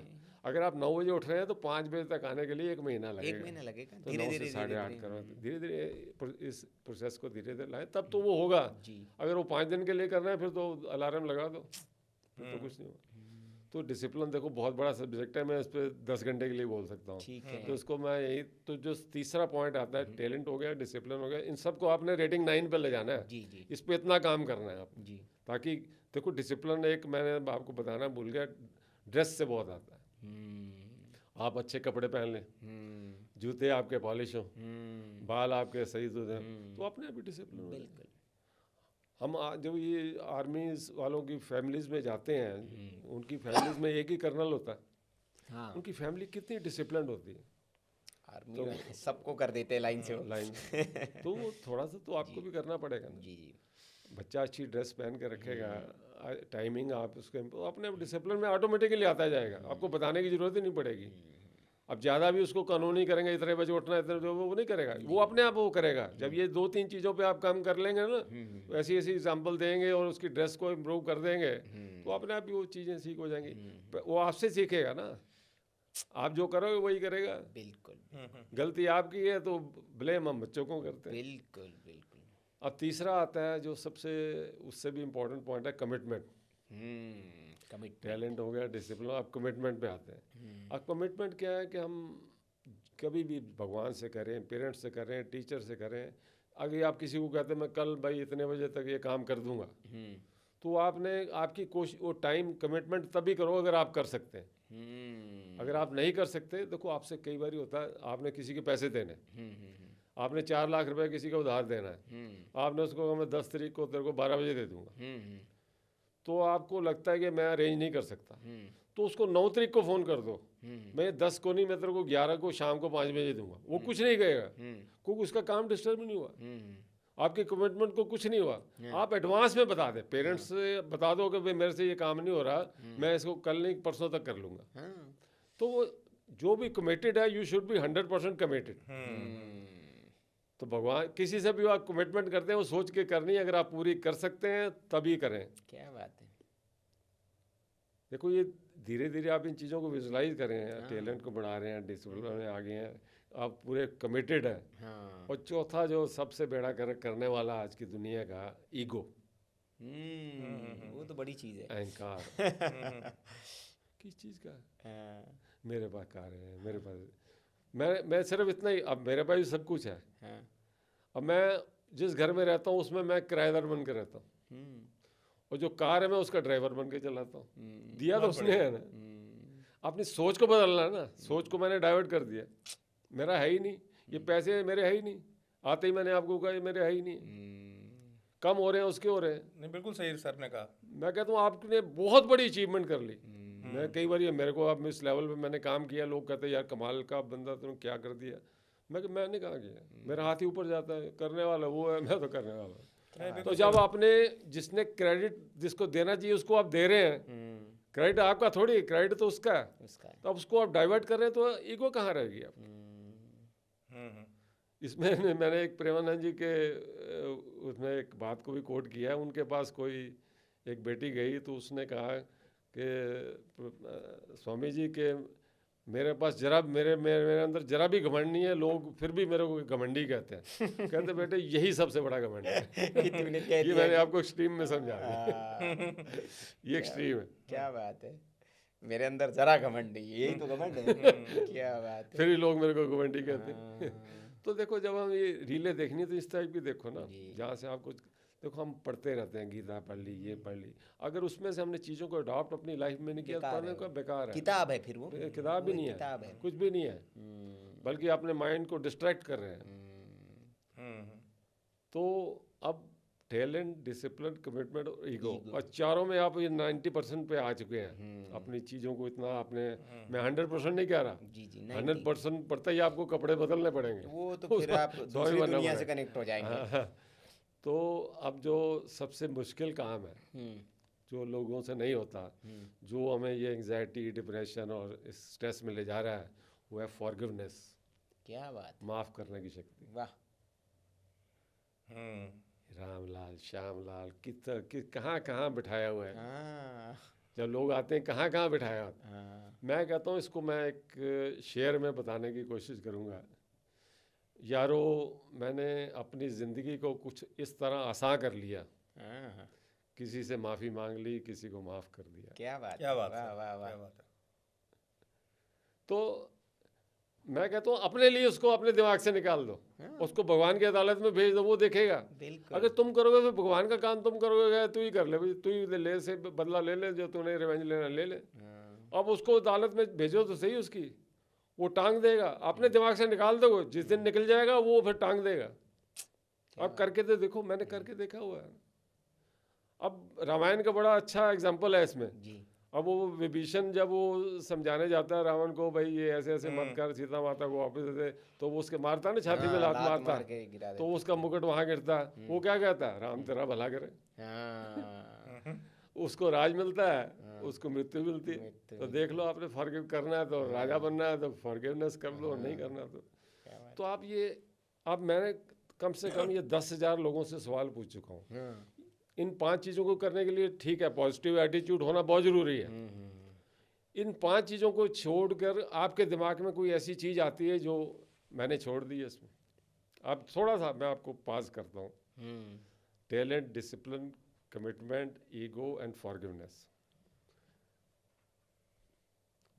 आप सब कुछ आ किसी भी महात्मा का कोई भी सत्संग सुन लें, वो इन्हीं चीज़ों को बताएगा आपको अलग अलग तरीके वो से, अलग अलग रूपों में बता सकता है, अलग अलग तरीकों में बता सकता है, लेकिन सार उसका यही होगा कि सोचो अमित जी बताओ आप कोई नहीं बिल्कुल सही, क्योंकि उसमें सारी चीजें समाहित है। अब देखो ये यंग जनरेशन के लिए मैंने इसको डिवाइन किया है। बिल्कुल आपने उसका सार बना दिया है, संक्षिप्त कर दिया, उसको एक जिस्ट हाँ दे दिया वो आपने। उसमें आता है। एक एक चीज पे काम करना शुरू करो जी। तो अपने आपके इन पांचों चीजों में ना बहुत सी चीजों का सार, जैसे फॉर एग्जाम्पल जैसे मैंने क्या ग्रहण किया, जो मैं अपनी लाइफ में भी देखता हूँ या अपने लोगों को बताता हूँ सर, जैसे आपने अहंकार वाला शब्द बताया, उसका बच्चों से बड़ा कनेक्शन है। किस लिए? अकेले इसलिए नहीं कि बच्चे भी व्यक्ति ना, मेरे पापा के पास वो है। वो जो स्कूल में कंपैरिजन होता है ना, मेरे फादर के पास BMW है, मर्सिडीज है। जिस दिन आपका बच्चा सीख गया कि मेरे पास ऑल्टो है और वो सबसे अद्भुत है, मेरी अल्टो जो है तुम्हारी मर्सिडीज से अच्छी है, ये मेरा आत्मविश्वास कहता है, वो आ गया बच्चे के अंदर, तो उस अल्टो में वो मर्सिडीज का सुख देखने लगेगा। डिप्रेशन की जड़ ही कंपैरिजन है। बिल्कुल है ना, तो 80% केस में कंपैरिजन है। जी। क्योंकि मैं राकेश जी के बारे में आपको बता दूं, और बहुत सारे युवा इस बात से करेंगे, और माता पिता जरूर सुनिएगा। राकेश जी देश की बड़ी कंपनी में CEO रहे हैं, और आप सब जानते ही हैं कई कि कंपनियों में CEO का संबंध होता है। सर आप तो रोजगार दाता रहे, CEO को मैं रोजगार दाता ही कहता हूँ। सर जो यूथ है, चलिए आपने बच्चों की काउंसलिंग बता दी संक्षिप्त में, बच्चों का कैरियर बना। सर सबसे बड़ी समस्या पता क्या है इन दिनों? इंटरव्यू को फेस करना। आप देखिए माता पिता एग्री करेंगे कि बच्चा डरता है इंटरव्यू में, बड़ा भी हो जाता है ना, इंटरव्यू की अवस्था के बाद बच्चा युवा हो जाता है। सर इंटरव्यू में अगर कामयाब होना है किसी भी युवा को, आपने तो कितने लोगों को नौकरी दी CEO के तौर पे, क्या करना चाहिए यूथ को? बड़ा अच्छा सवाल पूछा है आपने जी। ये तो देखो, इसमें तो हमारा बड़ा वास्ट एक्सपीरियंस है जी कम से हजारों लोगों को मैंने इंटरव्यू किया होगा। जी जी जी। देखो इंटरव्यू में सबसे पहले हमारा टारगेट होता है कि बच्चा जो आया उसको हम एक कंफर्ट जोन दें, ताकि उसकी असली रियलिटी, तो देखो बच्चा घबराया तो होता ही है, नौकरी के बिल्कुल दिमाग में वो घूमा तो होता ही है। मिलेगी कि नहीं मिलेगी? हाँ, उसको पहले हम इजी एटमॉस्फेयर देते हैं। फिर सबसे पहले जब वो मेरे कमरे में एंटर करता है, मेरा जो काम होता है मैं उसके जूते की तरफ देखता हूँ क्या बात और उसके बालों की तरफ देखता हूँ।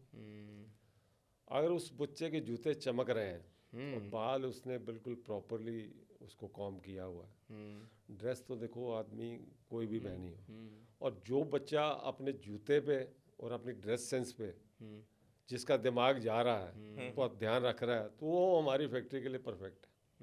मैं ये अपने एक्सपीरियंस से बता रहा हूँ। और उसमें अगर मैंने 7 लड़कों को सेलेक्ट किया है तो उसमें से 7 के 7 ही ठीक निकलते हैं, कई बार 6 ठीक निकलते हैं, एक आधा रह जाता है। डिसिप्लिन्ड है वो, इससे पता चलता उससे है। पता लग जाता है आदमी की, देखो सोच कहाँ तक जाती है। वो कपड़े नहीं पहन रहा, वो नीचे से देख रहा ऊपर तक। तो आप अपने ही आप ब्रांडेड पहन लो, कभी नीचे आपके जूते पे मिट्टी लगी हो और बाल आपके उलझे हो, आपको वैसे ही लगेगा आप कुछ है ही नहीं, आप लगे कि बड़े अनकंफर्टेबल महसूस करेंगे। और दूसरा, मैं कभी उससे प्लांट से रिलेटेड या कोई थ्योरी से रिलेटेड कभी सवाल नहीं पूछता। मेरा एक सिंपल सा सवाल होता है, मैं बेटा तू सवेरे उठता है, कोई चीज़ में मिस मत करना, तूने खुद ही बताना है कि सवेरे उठने से लेकर रात के सोने तक तू क्या क्या करता है। एवरेज पूछ रहा हूँ, तो कैसे करता है और क्या करता है, दिनचर्या, उसका कैरेक्टर बाहर आ जाता है मेरी टेबल। क्या बात है। तो मतलब ये ध्यान जरूर रखें यूथ इंटरव्यू दे जाते हो। क्या ध्यान रखना चाहिए? एक तो पहले भाई वेल ड्रेस्ड वेल ड्रेस होना चाहिए, जूते साफ हो, बाल आपके बने हुए हो, कॉन्फिडेंस लेवल अपने आप ही बढ़ जाएगा आपका। जब ये चीज़ें आपके अंदर, कॉन्फिडेंस लेवल बढ़ जाएगा। तो देखो पढ़ाई के थ्योरी के सवाल तो एक आधा आदमी को बेसिक सवाल, देखो अपने बेसिक नॉलेज तो आपको होनी चाहिए। बिल्कुल। अब थ्योरी वाली को रट्टाबाजी तो चलती ही नहीं है जिंदगी। ये भी बड़ा, मैंने इस पे भी एक जो ये स्ट्रेसफुल पढ़ाई आजकल चल रही है ना, उस पर मेरा एक वीडियो है, how to become topper in the class without stress. तो पढ़ाई को कैसे हम मतलब इजी बना सकते हैं। तो वो इस तरह से वो सब थ्योरी की चीज़ें हैं, वो बड़े लंबे सब्जेक्ट है। तो वो अगर देखो मेरा तरीका तो यही है, और मेरी सिलेक्शन बेस्ट होती है। अब कई मैं देखो सब मैनेजर्स का, सब CEO का तरीका ये तो नहीं हो सकता। नहीं बिल्कुल सही, तो बेसिक चीज़ है मेरी ये बेसिक चीज़ है। मेरे पास तो बेस्ट सिलेक्शन निकल गया। नहीं एकदम ये बात आपने सही भी कही, क्योंकि हम भी जब होते हैं, मैं भी करता हूँ इंटरव्यूज़ और लोगों को जब हायर करता हूँ, तो मेरी भी पहली दृष्टि वही जाती है, क्योंकि वो डिसिप्लिन है या नहीं। क्योंकि आप काम उसको सिखा सकते हैं, हाँ काम तो सिखा काम तो भाई 7 दिन की ट्रेनिंग दे दीजिए, काम सीख जाएगा वो। हाँ।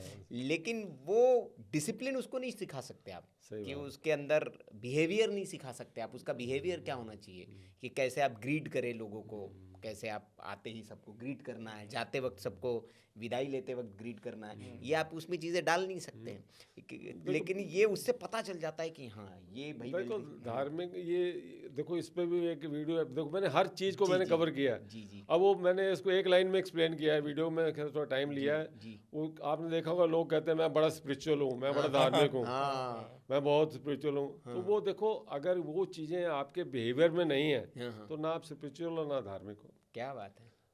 आपके किसी ने आपको जी मैं तो बड़ा स्पिरिचुअल हूँ, मैं बड़ा धार्मिक हूँ, और आपने किसी पैसे नहीं दिया तो उसको गाली लेके उसको पीटने लग गए, वो कहाँ रहेगी आपकी? बिल्कुल सही कहाँ वो धार्मिक, कहाँ स्पिरिचुअल? तो चलिए ये आदतों की बात आई तिवारी जी, तो मैं ये कि माता पिता जो आपको सुन रहे हैं, 3 ऐसी आदतें जो उनके बच्चों को बदल देगी, क्या आप सजेस्ट करेंगे माता पिता को ये 3 आदतें जरूर आप अपने बच्चों में डालें?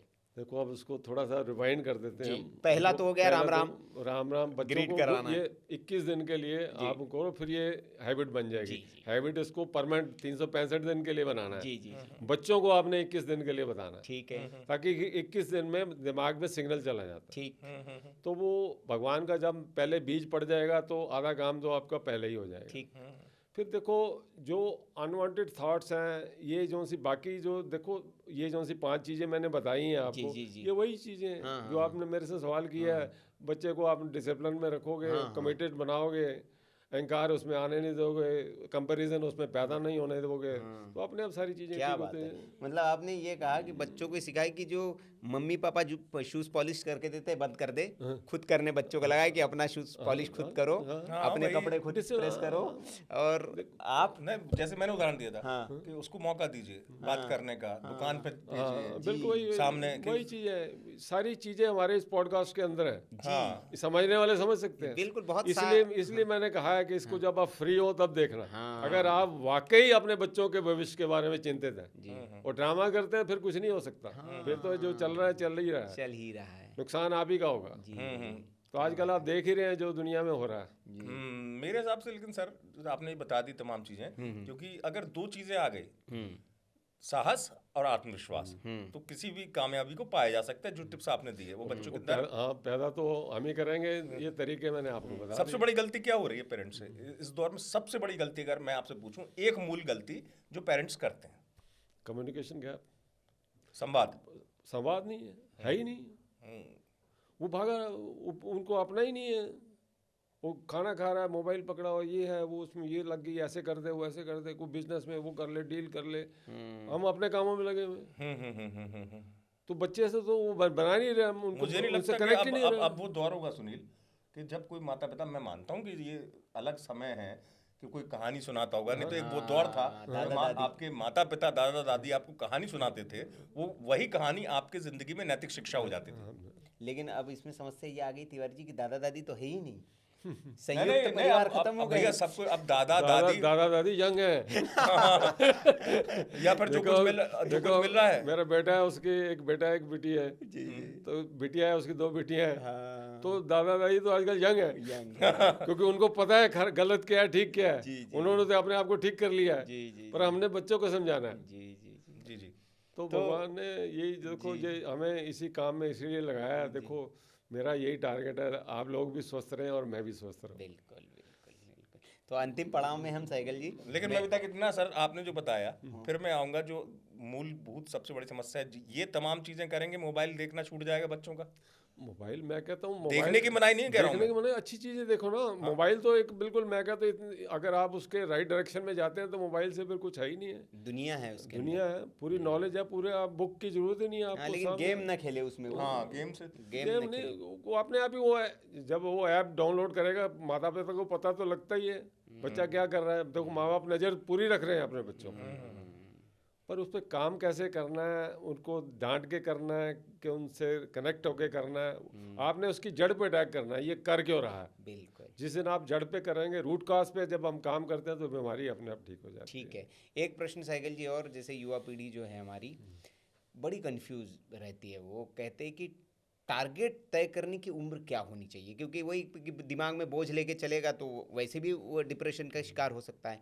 तो टारगेट तय करने की सही उम्र क्या होनी चाहिए कि इस उम्र में आप अपना टारगेट तय करें और जो बच्चे कहते हैं कि मैं तय नहीं कर पा रहा हूँ सर, मुझे समझ नहीं आ रहा है, इन ऐसे बच्चों के लिए क्या आप सर कहना चाहेंगे? एक तो मैं बताऊंगा, मैं आप बच्चों की देखो, पहले तो मैंने काउंसलिंग करी, फिर मैंने कैरियर की काउंसलिंग भी कर रहा हूँ आजकल जी बच्चों जी की। जी जी। तो देखो इसीलिए बच्चे- सब तरह के बच्चे सवाल हम क्या, आपसे देखो पूछ रहे हैं। बच्चे में जो हैबिट्स तो देखो बचपन से जी डेवलप, मैं कुछ नहीं, मैं अपने ग्रैंडसन की क्योंकि मैं जो देखता हूँ जी वही चीज़ आपसे शेयर करूँगा। जी जी जी अब लोगों के घर में क्या हो रहा है उसको तो मेरे को मैं बता नहीं सकता। अब वो क्या है कि उसका दिमाग देखो, अब कंप्यूटर आईटी ये बड़े कॉमन से चीज़ें हैं। फिर मैं अपने बच्चे को मैंने कैसे काउंसलिंग के दौरान मैंने क्या सब्जेक्ट लेके दिया वो भी मैं बताऊंगा जी आपको। जी जी।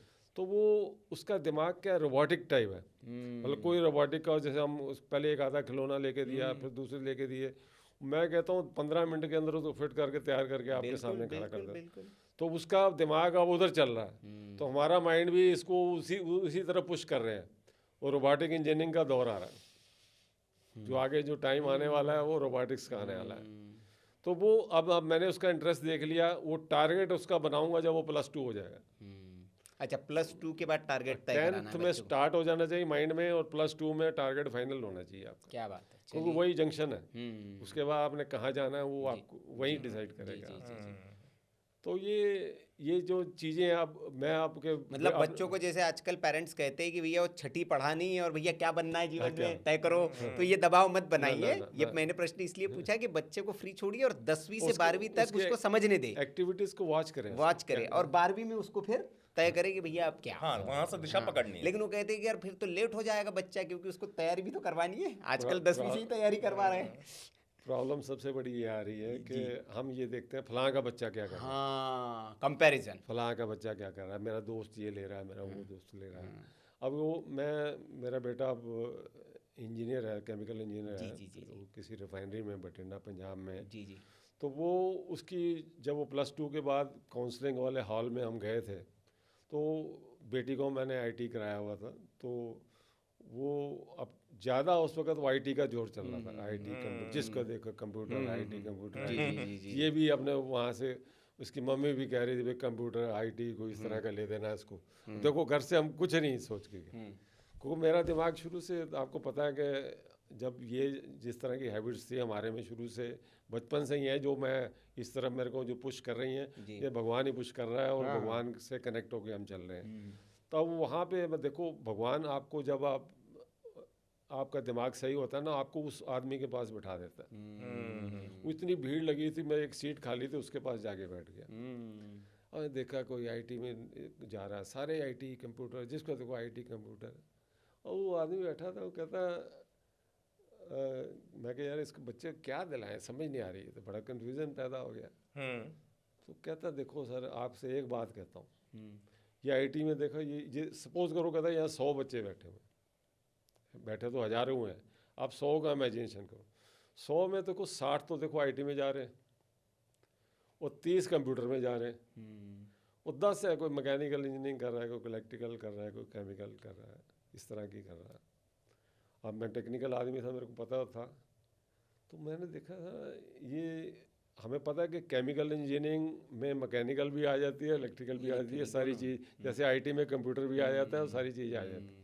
तो वो कहता है इसमें से जब ये 60 बच्चे गए हैं तो इसमें निकलेंगे 60,000, ऐसे ही उसमें 70,000 निकलेंगे, इसमें निकलेंगे 5,000, 2,000, 3,000। तो मैंने कहा बात तो असली होती है कि बच्चे को हमने जॉब मिलनी चाहिए, जॉब सिक्योरिटी होनी चाहिए, तो मैंने उसको केमिकल इंजीनियरिंग लेके दे दी। वो आईटी में होता था, इस वक्त भीड़ में खोया होता। बिल्कुल, ये अच्छी बात है। तो वो सोच आपको रिस्क तो लेना पड़ेगा ना, आप लोगों की भीड़ में चलेंगे तो खो जाएंगे। तो भीड़ से अलग चलना है या भीड़ में चलना है, ये तय करना है। तो उसका आपने ये नहीं, उसको सिलेक्शन के टाइम आपने, मैं तो टेक्निकल आदमी था, मेरे को तो सारे पता था इसका क्या प्लस पॉइंट है, क्या नेगेटिव पॉइंट है। तो आज देखो टॉप जीएम पोजीशन पे है, बहुत बड़ी रिफाइनरी है, HMEL नाम से, वो बठिंडा में है। आपका डिसीजन जो है वो तो वो फल वो डिसीजन तो उसका था, दिलवाया उसने। जी जी। हाँ, देखिए फिर आपने ग्रेटिट्यूड उधर दे दिया। फिर वो अहंकार तो आने नहीं देना ना, ये हमारा डिसीजन थोड़ी था। यही देखो बातों में हम बता रहे हैं कि ये आप जिसका क्रेडिट है उसको दो। बिल्कुल। तो ये तभी सर तो जिसके आप अंदर आ गया फिर तो बेसिकली क्या होता है, कहते हैं कि फिर मेरा आप की कृपा से सब काम हो रहा है और बिल्कुल सही कह रहे हैं। कहते हैं कि जी आपको करने की जरूरत ही नहीं पड़ती। ना, और वो कब हो जाता है आप सोचते हैं अरे यार ये मेरा काम कैसे हो गया, तो क्योंकि आपने सारा भार उसके तरफ दे दिया है तो और वो उसके तो बताए हुए रास्ते पे चल रहा हूँ। हाँ बाहर देने से नहीं काम चलेगा। हाँ उसकी वैल्यूज को भी जो उसकी है values को आपको appreciate कुछ तिवारी जी पूछना है नहीं, अंतिम? मेरे तो जी लगभग सारे तो सवाल। अंतिम प्रश्न सहगल जी, बड़ा अच्छा आज का सत्संग रहा और मैं तो कहता हूँ कि देश के हर माँ बाप और युवा पीढ़ी अगर यहाँ तक उन्होंने इस सत्संग को देख लिया तो बहुत कुछ जीवन में आपके बदल सकता है, और जो डिप्रेशन, एंजाइटी और स्ट्रेस नाम की जो सारी बीमारियाँ है तो ख़त्म हो जाएगी। युवा जो आपको सुन रहा है, जो माँ बाप आपको सुन रहे हैं, अंतिम संदेश क्या होगा उनके नाम, अगर आपको कोई देख रहा है यहाँ तक देखकर, क्या संदेश देना चाहेंगे? चलो ये भी मैं युवाओं की लैंग्वेज में ही बताने की जी कोशिश करूँगा। जी जी जी तो देखो आप जब सवेरे यूट्यूब पे या इंस्टाग्राम पे सपोज करो आप भक्ति के कोई पार्ट देखना शुरू करते हैं, तो आप देखते हैं ना फिर सारा दिन वो भक्ति का ही चलता है। क्या बात है। चलता ही नहीं चलता। सजेशन में आ जाता है। आप अपनी मेष राशि के बारे में एक बार ही देख लो, 2 बार ही देख लो, तो सारा दिन मेष राशि चलेगी, AI वो सारा चलेगा, सारा मेष राशि चलेगा। हाँ, तो ये उसका यूट्यूब वालों का एल्गोरिथम है, AI है वो सारा। AI है। तो भगवान का भी यही है। हाँ। तो जो आप सोचोगे वही होगा, दिन भर वही होगा। दिन भर वही होगा। आप सोचोगे मैं बेकार हूँ तो बेकार है। क्या बात देखो है। पॉजिटिव सोचने से पॉजिटिविटी नहीं आती, हाँ, पॉजिटिव बोलने से पॉजिटिविटी आती है, क्या बात है। पॉजिटिव लिखने से पॉजिटिविटी आती है। खाली सोचेंगे तो इतनी ज़्यादा नहीं आएगी, जब पॉजिटिव बोलेंगे और पॉजिटिव लिखेंगे, I can do it, I am healthy, अब लिख के देखो ना, अपने आप हो जाएगा, कमांड जाएगी सीधी। बिल्कुल। आप सवेरे उठ के बोलो मैं स्वस्थ हूँ, कोई आपको देख थोड़ी हो रहा, बोलो तो अपने आप कुछ नहीं होगा आपको। मैं बिल्कुल ठीक हूँ, मेरा कोई, आपको यहाँ दर्द हो रही है, मेरे कोई दर्द नहीं हो रही, मेरी ठीक है, ठीक, मैं देखता हूँ ना, ठीक हो जाती है, जी अपने आप ही गायब हो जाती है। जी, कमांड तो दो, जी। दवाई तो यहीं से बननी है, यही तो लोगों को पता नहीं। आप कैंसर तक ठीक कर सकते हैं इससे, केमिकल बनाता है हमारा दिमाग, सारे बॉडी में ही केमिकल बनते हैं। तो वो यहाँ से बनता है। अगर वो आप उसको बड़ी से बड़ी आप गंदी सोचेंगे तो फिर गंदा ही होगा ना। आपको मैं कामयाब होना ही नहीं तो फिर कहाँ होगा काम। जी तो देखो इसमें भी देखो 2 वीडियोस बनाए हुए हैं, जी जी एक नेगेटिव सोच पे है, एक पॉजिटिव मैनिफेस्टेशन पे है। जी जी जी। अब नेगेटिव सोच पे है, एक छोटी सी एग्जांपल मैं बताऊंगा ताकि उसमें उस वीडियो को जरूर देखें, जिसमें मैंने उस बच्चे को ठीक किया था जो 4 साल की डिप्रेशन में था।